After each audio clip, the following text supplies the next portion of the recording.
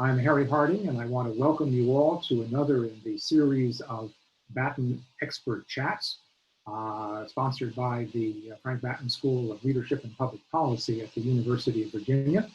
I'm Harry Harding, and I'm speaking to you from Hong Kong, which you can see in the background of my screen here. It's a great pleasure for me to spend some time with you. Thank you for tuning in. As you know, our topic today is a very, very timely and important one. Are the United States and China headed toward a new Cold War? The short answer is yes, but it won't be exactly like the old Cold War.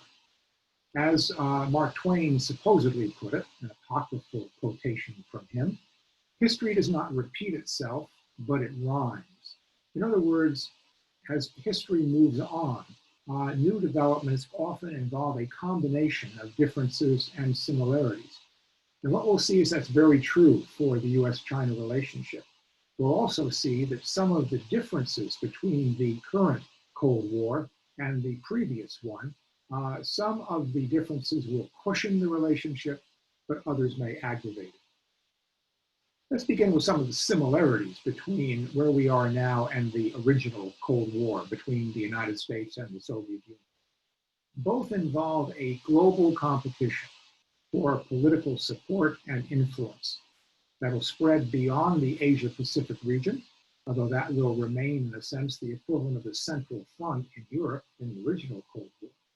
The competition will target both governments, public opinion, corporations, and interest groups around the world.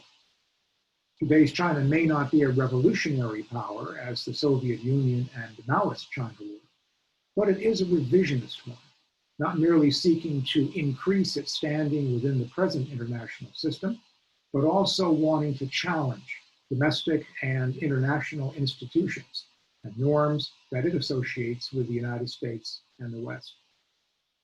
The new Cold War will be multidimensional, as the old one was, involving all elements of national power. Hard, in other words, military; soft, that is, ideational, competition of ideas; sharp power; and sticky power. If you're not familiar with those terms, ask me later, because I welcome questions. Ideology will be a major component. Some say it will not be. It is not, but I disagree with that. True, the degree of difference will be somewhat less, far less than it was between capitalism and communism. But it will be between state capitalism and market capitalism, and between liberal democracy and what some call consultative authoritarianism. As in the original Cold War, there will be arms races and occasional military confrontations, but under the shadow of assured mutual destruction, which hopefully will prevent them from escalating. The Chinese model seems to have much more resilience and staying power than the Soviet Union did. And that's another major difference between the two. Some more differences. Let's begin with differences that will cushion the relationship, prevent it from falling apart completely. First of all, the world is less polarized than in the original Cold War. There will be far more room for neutrals. Countries will want to avoid picking sides, but will want to maintain beneficial relations with both China and the United States. And that will be another constraint on both countries. The two economies and societies are much more interdependent than the United States and the Soviet Union were back then. And decoupling, as it occurs, will, I think, remain partial. This will be another cushion or floor for the relationship. In this more globalized world, the need for cooperation will be far greater than it was between the United States and the Soviet Union, as the COVID pandemic suggests, even as the different interests and values of China and the United States will complicate their attempts to achieve cooperation, as again, the pandemic shows. Now, there are also some differences between now and then that will exacerbate the tensions in the relationship. The Chinese economy is much more dynamic than the Soviet economy was, making it a far more attractive partner for trade and investment on the part of other countries. And China is making a major effort to make developing economies dependent on it, focusing on infrastructure projects that both the United States and the major international financial institutions have neglected. Because of that greater dynamism, the range of technological competition will be far broader than it was before. It'll focus on a much wider range of new technologies, not just space, missiles, missile defense, as in the first Cold War, but artificial intelligence, quantum computing, 5G telecommunications, COVID vaccines, and therapeutics. There'll be new ways of conducting what traditionally has been called public diplomacy, with the aim not just to persuade, but also to polarize, delegitimize, even subvert public opinion in the target country. And new technologies will provide new weapons, especially cyber intrusions to destroy or cripple critical infrastructure. So it will be a very different Cold War, which is why I call it a Cold War 2.0 rather than simply a second Cold War. Now, how do we get here? I'm working on a book right now that the working title for which is What Went Wrong in the U.S. China Relationship. And so let me summarize some of that argument for you. Over 20 years from 1995 to 2015 or so, the two countries tried hard and sincerely to build a more stable and cooperative relationship. That effort was a reaction to a number of crises in the late 1980s, the mid-1990s, and the early 2000s, and hopefully you'll remember at least some of them. The Tiananmen crisis of 1989, then the Taiwan missile crisis of 1995-96, the accidental bombing of the Chinese embassy in Belgrade in 1999, the EP3 incident of 2001, which alerted both countries to the risks of instability and confrontation.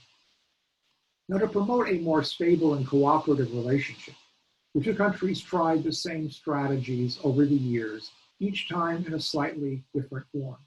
Another great example of how history rhymes, or if you prefer a more musical analogy, variations on a series of themes. What were some of those main strategies?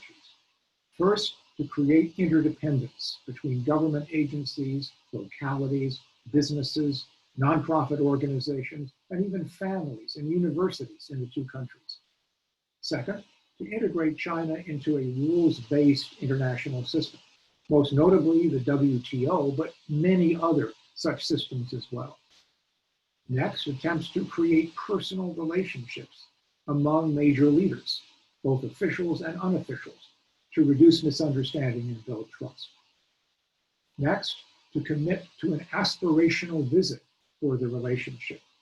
It started with a pledge to build toward a constructive strategic partnership for the 21st century.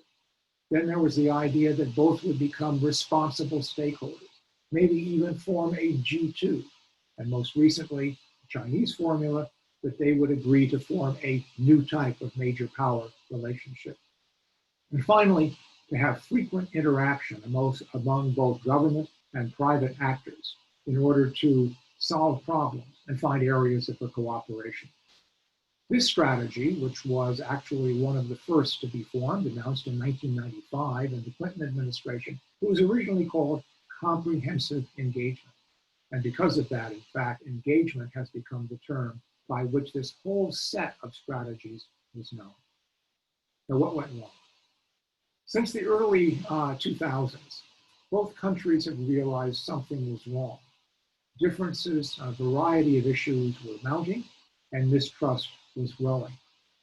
The United States adopted then a new strategy, variously called hedging, pivoting, or rebalancing, to begin to strengthen ties with other countries, especially in Asia, to counter what it regarded as objectionable Chinese initiatives.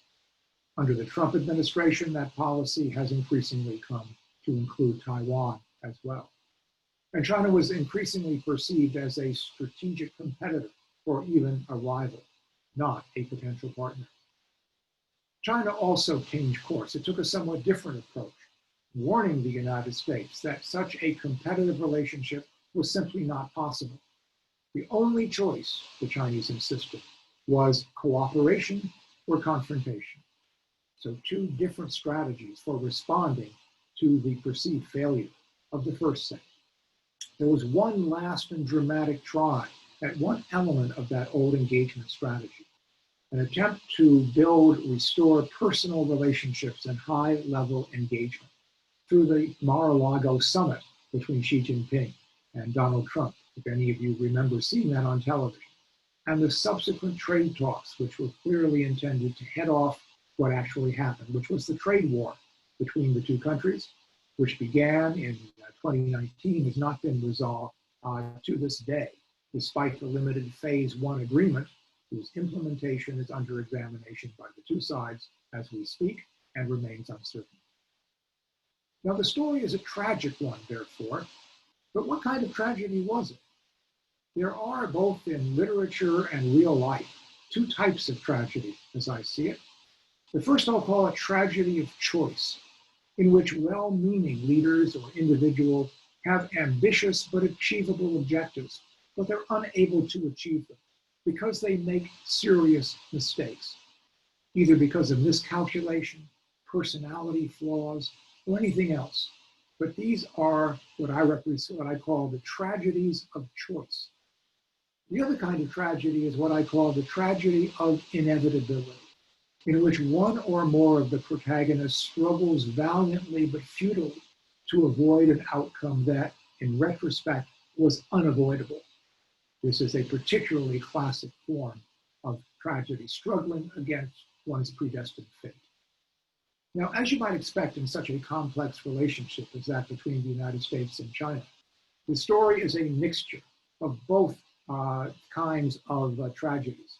Each country made mistakes in adopting and implementing these strategies. The Chinese gamed the relationship skillfully, seemingly not realizing that the United States would eventually tire of the tactics that they employed. It's a classic case of winning each battle, but ultimately losing the war. In fact, as one Chinese friend of mine once put it, of being clever, but not wise. For its part, the United States made or implied promises that it did not keep, giving China also the impression that it had been duplicitous. Now, even more important, many of the strategies were based on assumptions that were unrealistic, even naive. Interdependence was not going to make China a liberal democracy or a market economy, no matter how interdependent it became with the United States and the West. Nor was China going to accept an international system that it had not helped shape, no matter how much Washington insisted that it was that system's beneficiary. Assurances and good intentions are not enough to alleviate mistrust. And engagement cannot solve difficult problems when the differences between the two countries' positions are too great and neither side is willing to make sufficiently large adjustments in its position. But many of those issues are related to deeper problems that, I believe, made the quest for a cooperative relationship highly unlikely, if not impossible. The two countries are experiencing what some would call a power transition, in which a rising power threatens to surpass, maybe even displace, an established power that is reluctant to yield its place to the challenger. This is what historians have come to call the Thucydides trap, after the classic Greek historian who studied one of the first such power transitions, that between Athens and Sparta in ancient Greece during the Peloponnesian Wars. Such transitions can sometimes be managed if the countries in question have similar heritages and similar values, as was the case with Britain and the United States in the 20th century.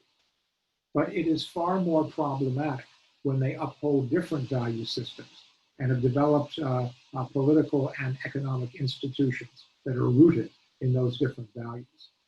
Even peaceful coexistence, which some call for now, may be very difficult in such a situation, especially when one country, as China does, demands not just tolerance, but also respect and lack of criticism for its different values and institutions. So the question is not whether Cold War 2.0 can be avoided, since I do not believe that it can be, but whether it can be managed without militarization, without arms races, let alone without open conflict. Such will require wise leadership on both sides and domestic public opinion that supports that leadership. Perhaps the answers to the question of what went wrong in the two countries' efforts to manage this rivalry can provide some guidance. And that's the book that I'm trying to write. But here we face Hegel's sobering conclusion. The only thing we learn from history is that we learn nothing from history.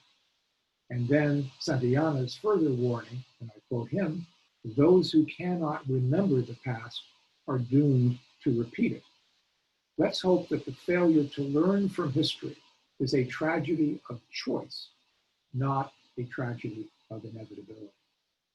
Well, thanks very much. I look forward now to your questions, and let's take them as they come in.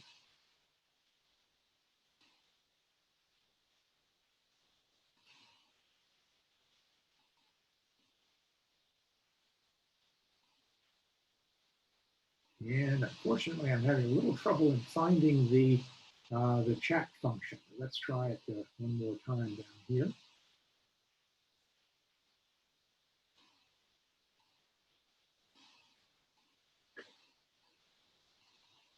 Okay, here we go. Good. The first question we've gotten is this. Sino-Soviet relations played a pivotal role during the Cold War. If the United States and China enter their own Cold War, how should U.S. policymakers try to exploit the relationship between Beijing and Moscow to its own strategic advantage? That's a very, very good question. And in fact, let me actually add one element to it, and that is, could there be an equally important and severe common threat to both that would drive the two countries together, as the rise of the Soviet Union in Asia did in the beginning in the late 1960s, 1970s, until the Soviet Union changed its policy towards both China and the US. I think that's unlikely. I don't know who could play the same role that the Soviet Union did. Some people have suggested that it could be a less kind of national threat. It could be another pandemic. It could be a global financial crisis. It could be something else that would drive the two countries together. But as I've said in my prepared remarks, I think that the problem here is that the differences between the two countries, the mutual trust and suspicion, make it more difficult for them to cooperate on anything, even the most important questions. The Chinese will say, well, this is a win-win cooperation. Of course we should cooperate. But the reality will be each one is going to ask who is winning more and who is paying more and who's paying less. It's the problem that's known in a number of disciplines, including social psychology and the behavioral economics, the problem of the relative gain. Both parties may win, but they're all asking who benefited more. And if it wasn't themselves, they might be quite upset. But what about this more specific question? And that is, can the United States take advantage of this, relationship between Beijing and Moscow? That is not as it was before. There are, of course, tensions in that relationship, but they're not anywhere near as severe as when we could play one off against the other. In fact, I think that the Chinese would immediately perceive this, both would, and would see that they were once again being turned into cards that the United States was trying to play. So I think that it's unlikely that it would work, and in fact, it might be somewhat counterproductive. So it's a great question, but I don't think that's the solution to the U.S.-China Cold War. Second and related question, what role does India play in the current new contest between the United States and China?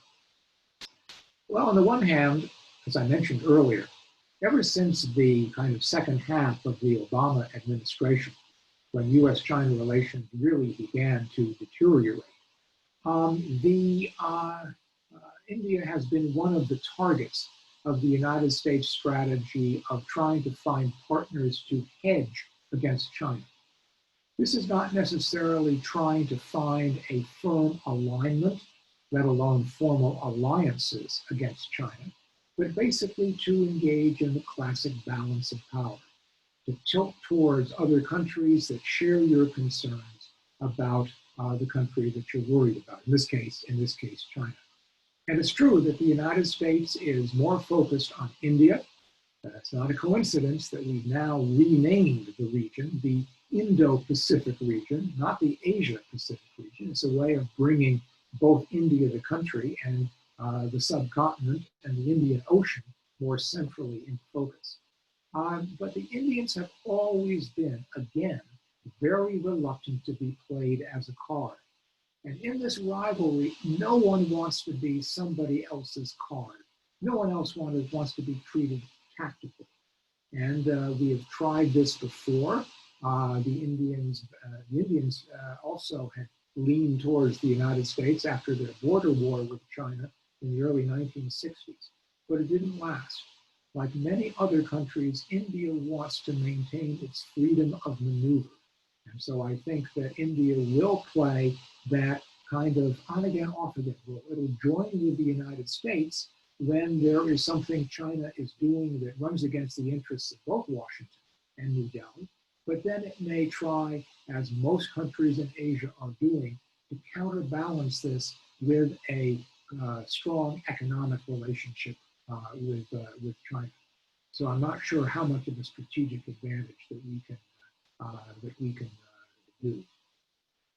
Now, here's one that is very meaningful to me sitting here in Hong Kong. In fact, I'm not sure you can see it, but there it is. It's my cross flags, UVA and the flag of the Hong Kong Special Administrative Region. What do I think is Hong Kong's future? The current administration is no longer recognizing the autonomy of the Special Administrative Region as of last month. That's absolutely right. And I think that, and I have to say very frankly, that speaking to you about Hong Kong from Hong Kong does pose certain risks to me. I'm very concerned about the implications of the national security law, as we all are.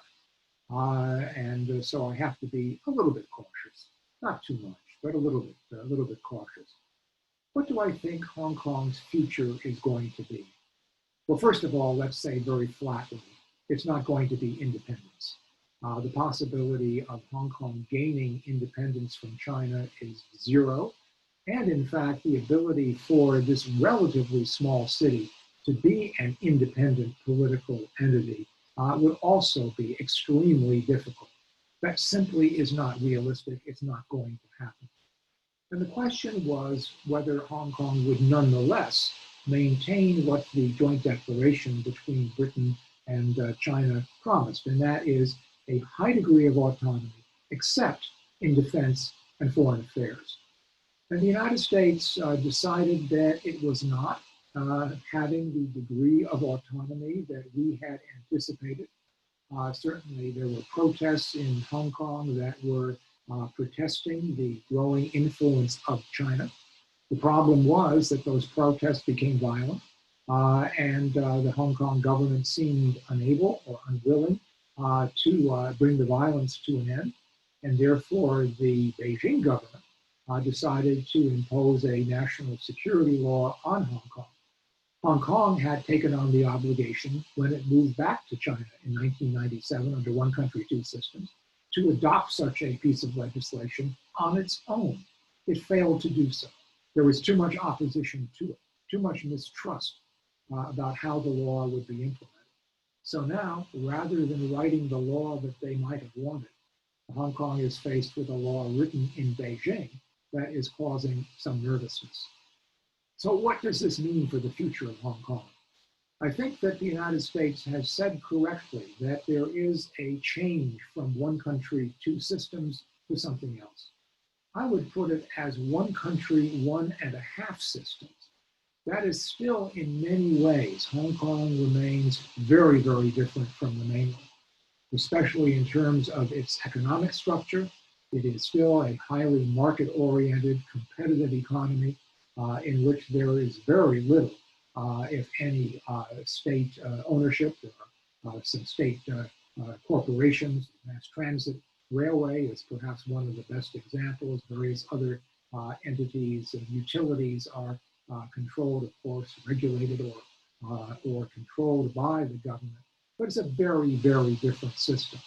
And despite the concerns about the implications of the national security law, I would still say that there is a greater freedom of the press, far greater freedom of speech, freedom of academic inquiry than there is on the mainland, where things are also moving in what many would regard as negative directions.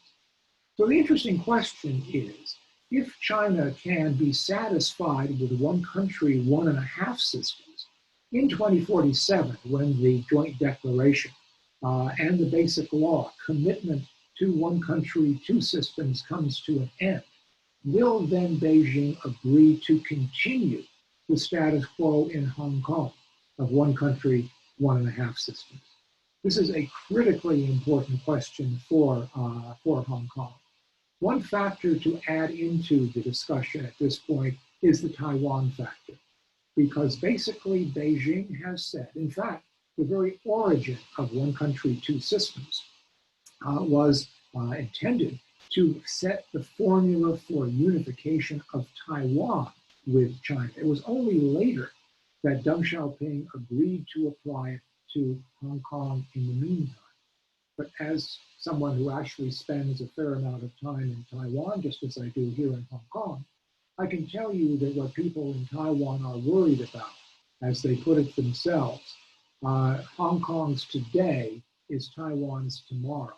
And they don't like that one bit, because Taiwan is at present totally autonomous from the rest of China. So that if the situation in Hong Kong spirals downward, that makes unification even less likely. And the question is whether Beijing would be willing to take that risk and pay that price.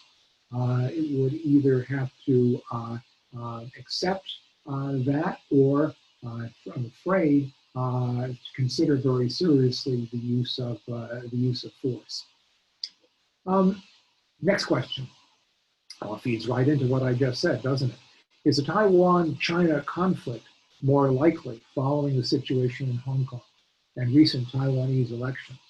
And if so, what should U.S. policymakers do to prevent a conflict from breaking out without sacrificing Taiwan's independence? Well, I've already spoken to the first half of that question, but let me say a few more words about it. And I think this is going to have to be the last question, if I understand our time frame. I think that it is more likely. I think that the Chinese have set an informal deadline, and that is while Xi Jinping is still in power. He has said that he does not want this issue to pass from generation to generation. And I think he means generation of leadership. He is defined as the core leader of the current generation. So his term of office is now unlimited, but he's not going to live forever. And I think that he may want to push things along. So there is that risk, because the trends are not moving in a favorable direction for some of the reasons that I mentioned, but also because there is a very strong sense of Taiwanese identity, not Chinese. The number of people on Taiwan who now say they are Chinese and nothing but Chinese is now vanishingly small, in the low single digits, as are the numbers of those who favor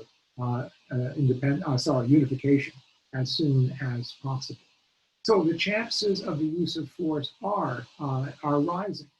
What can the United States do to prevent a conflict? Some are arguing, and some members of Congress are pushing, for an unequivocal commitment to come to Taiwan's defense. I think that would be a mistake for two reasons. It would really lead to a very serious break in the U.S. China relationship for the reason that I mentioned. I've already mentioned the general problem of America being seen as unfaithful to its promises. And basically, we agreed when we normalized that we would not have the equivalent of a defense treaty with Taiwan any longer.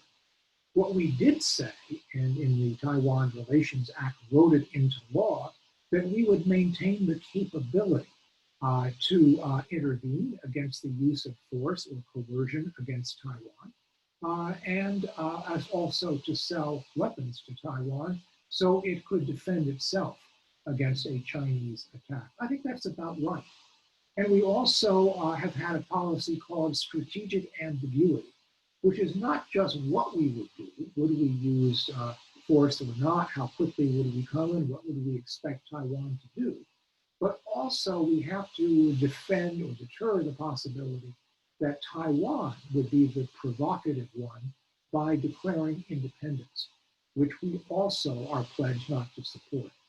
So believe it or not, in a very volatile and changing situation, I believe in staying the course.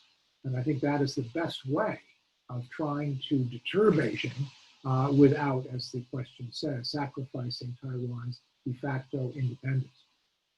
Before we have one last question that we have time for, what do the next 4 years of this burgeoning Cold War look like under a Biden and a Trump administration? Well, funny you should ask. I'm going to give a presentation here in Hong Kong tomorrow morning on the impact of the election. So this is a good practice one for me. I think if Trump wins, we just don't know. What I'm going to say is there will be continuity, and that means the continuity of unpredictability. It is clear, at least the reports and the rumors are, that the Trump administration still has a list of further sanctions that it is prepared to impose against China. I think for that reason, the Chinese are being very cautious. They don't want to make things worse. They don't want to rock the boat, at least until the election is over.